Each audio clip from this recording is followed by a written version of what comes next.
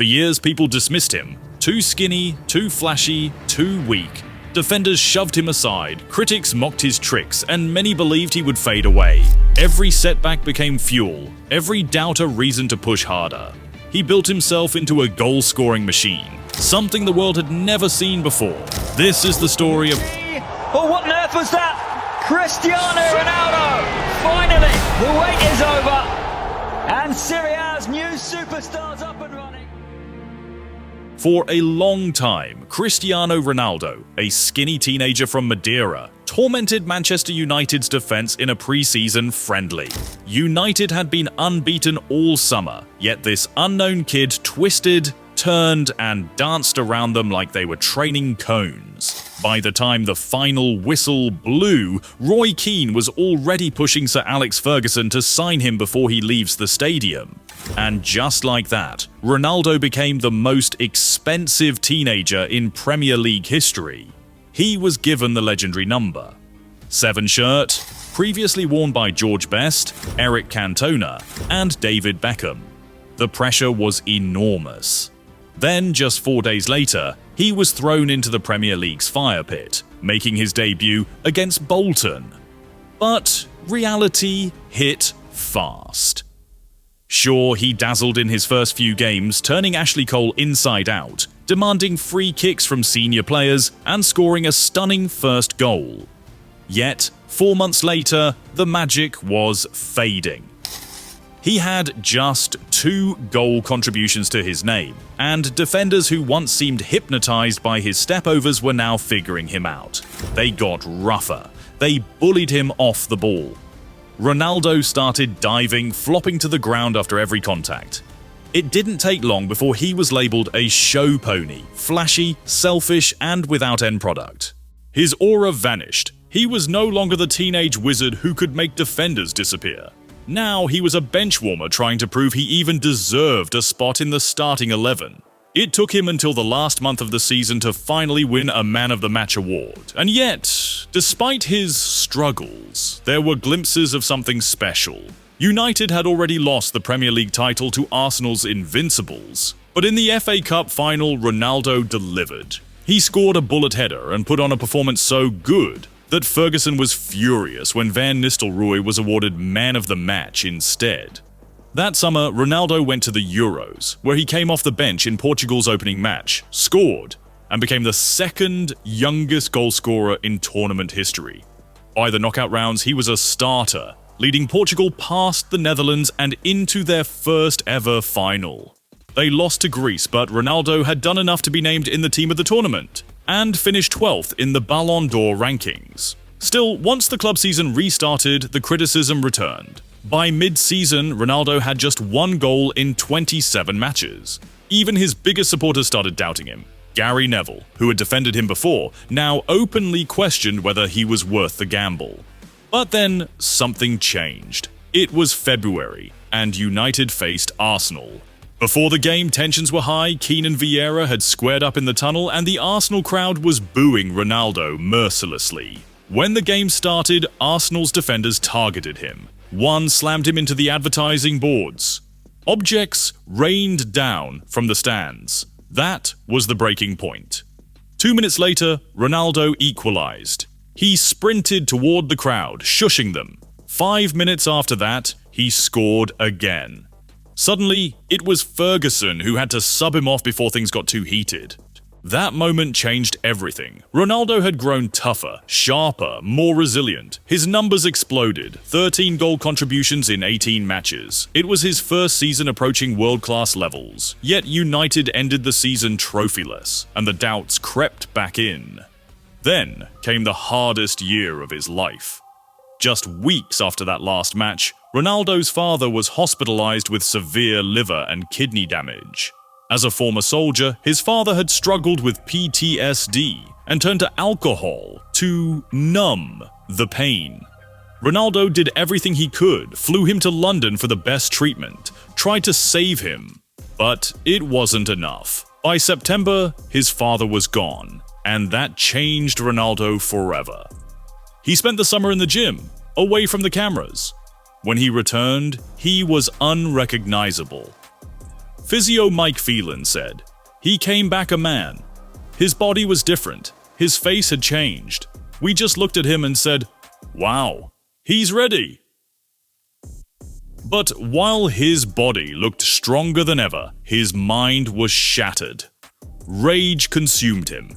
He went into every challenge desperate to prove he was the best, but he kept overdoing it. He lost possession too often and United lost games. They won just 3 out of their first 10 matches after his return. Ronaldo was struggling. His teammates saw it. Ryan Giggs gestured angrily at him during games, frustrated with his selfishness. For 5 months, Ronaldo had been a shadow of himself. He was averaging a horrendous 246 minutes per goal contribution. To everyone watching, it seemed like he had thrown away his potential. And yet, this still wasn't his lowest point. In February, something shifted. He found a rhythm. He scored his first ever knuckleball free kick against Fulham. Then, he scored the club's goal of the season a week later. In the League Cup final, he found the net again, helping United win their only trophy that season. But he knew that wasn't enough. He needed to become something greater. That summer, he made a decision. He would come back stronger than ever. He trained like a possessed man, worked on his finishing, his positioning, his movement. And when the new season began, he was a different player. He became ruthless, focused, efficient. The step-overs didn't disappear, but now they had a purpose. The goals started flowing. The assists piled up. By 2007, he was unplayable. He led United to the Premier League title, scoring 23 goals and providing 14 assists. The doubters, silent. The critics, gone. He finished second in the Ballon d'Or, behind only Kaka. But that wasn't enough for him. The next season, he reached levels no one could have imagined. He scored 42 goals, won the Golden Boot, won the Premier League, won the Champions League, and won his first Ballon d'Or. He had done it. The kid who was once called a show pony. The teenager who was mocked for his diving. The player everyone doubted. He became the best in the world. And he wasn't done yet.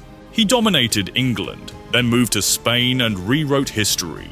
He shattered goal-scoring records at Real Madrid. He won 4 more Ballon d'Ors, became the all-time top scorer in the Champions League, and lifted multiple league titles. Then, he went to Italy and won again. Everywhere he went, he proved people wrong. But this was all good, until the season ended. That's when Sir Alex Ferguson found himself at a crossroads. He made a decision, one that he would regret almost instantly. He sold Ruud van Nistelrooy to Real Madrid, putting all his faith in the young duo of Cristiano Ronaldo and Wayne Rooney to lead Manchester United to glory. It seemed like a calculated risk, but what followed was an absolute storm. You guys know the story. The 2006 World Cup, Portugal versus England, 62 minutes in. Rooney, caught in the heat of the moment, steps on Ricardo Carvalho's sensitive area. Ronaldo, never one to let an opportunity slip, rushes to the referee, demanding action. The two teammates, brothers in arms at United, are suddenly at odds, pushing and shoving. The ref doesn't hesitate. Red card. Rooney is off, and as he marches toward the tunnel, cameras catch Ronaldo, throwing a wink towards the Portuguese bench. The world erupts. The media swooped down like vultures. Headlines scream betrayal. Buffs label Ronaldo a snake, a backstabber, England's public enemy #1. It didn't matter how many times he insisted that the wink was simply a signal to his bench. The narrative had been set. Even FIFA bought into the storm, snubbing him for the Young Player of the Tournament award and handing it to Lukas Podolski instead. The reason? Well, they claimed Ronaldo lacked the fair play required to be worthy of such an honor. Back in Manchester, things weren't much better. Ronaldo considered leaving. He openly admitted he wanted out, that he wanted to play in Spain. But Sir Alex wasn't having it. He sat Ronaldo down and reminded him that this wasn't the first time England had turned on one of their own. They did it to Beckham after his red card in 1998.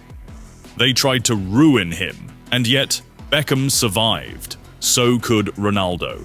Ferguson looked him in the eyes and told him that he was the bravest he'd ever known. To prove his faith, Ferguson made a bet. £400 that Ronaldo wouldn't just bounce back, but that he'd score at least 15 league goals. A bold claim, considering Ronaldo had never even hit double digits in the league. Even bolder, considering the record, for a Premier League midfielder, was Frank Lampard's 16. But Ferguson believed, and that was all Ronaldo needed. The season began and the boos followed Ronaldo wherever he went. It didn't matter. He and Rooney silenced the noise in the first match itself, tearing apart Fulham in a 5-1 demolition. Then came his return to Lisbon, nearly a year after the Benfica incident. He walked into enemy territory and put on a clinic, delivering a man-of-the-match performance with an assist and 14 completed dribbles, the second highest in Champions League history. It was a statement. October rolled around, and Ronaldo, back with Portugal, scored one of the best goals of his career, only to have it wrongfully disallowed. It wouldn't matter much. By November, he was done being robbed. A thunderous free kick against Portsmouth, a clinical half volley against Everton. He was named Player of the Month. Then, as if to prove it wasn't a fluke, he did it again in December, becoming only the third player ever to win back-to-back Player of the Month awards. By February, Ronaldo had racked up 23 goal contributions. Ferguson, however, had bigger concerns. Ronaldo had already hit 15 league goals, meaning he had lost their bet. But Ronaldo wasn't done. The criticism that he crumbled in big games still lingered. He had never scored in the Champions League. That needed to change. Against Roma, he opened his tally. Then another against AC Milan, past Maldini and Nesta, no less. But despite his efforts, Kaka put on a masterclass, and United bowed out of the competition. Back in the league, the title race was tight. United, leading the pack, found themselves 2-0 down against Everton with 30 minutes left. Sir Alex played his trump card. He called Ronaldo from the bench, releasing him like a force of nature. By full time, United had turned it around, winning 4-2. The next match, Ronaldo scored again. United were Premier League champions. From being England's most hated man to leading his team to glory, Ronaldo finished the season with 37 goal contributions, sweeping every award in sight. He was the youngest since the 1970s to win the PFA Player of the Year. But this was just the beginning. The next season started with disaster. United went 3 games without a win.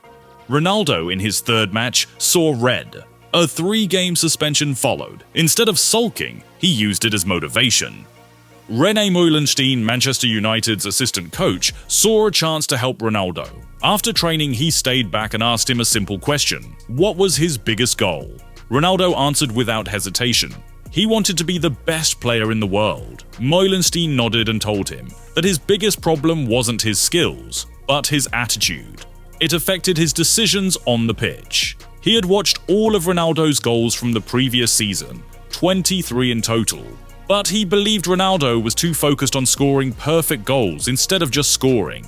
He wanted people to admire his shots rather than simply putting the ball in the net. Meulenstein then asked how many goals Ronaldo thought he could score if he really focused. After thinking for a moment, Ronaldo guessed 30, maybe 35. But Meulenstein believed he could reach 40.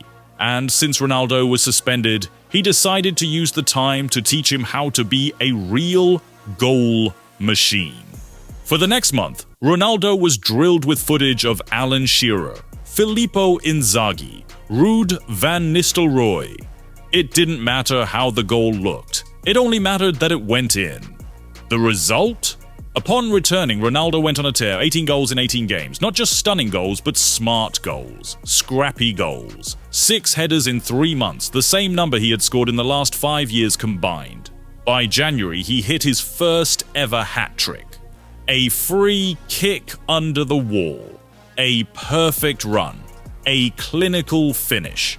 3 matches later, he added 5 more goals, including a free kick against Portsmouth so perfect that it looked like a cheat code. He walked up to Meulenstein and asked if there was anything else.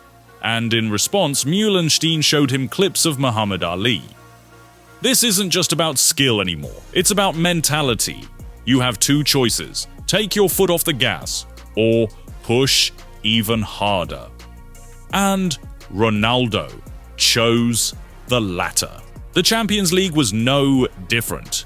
Ronaldo scored in nearly every round. In the final against Chelsea, he was the one to break the deadlock, heading in United's only goal.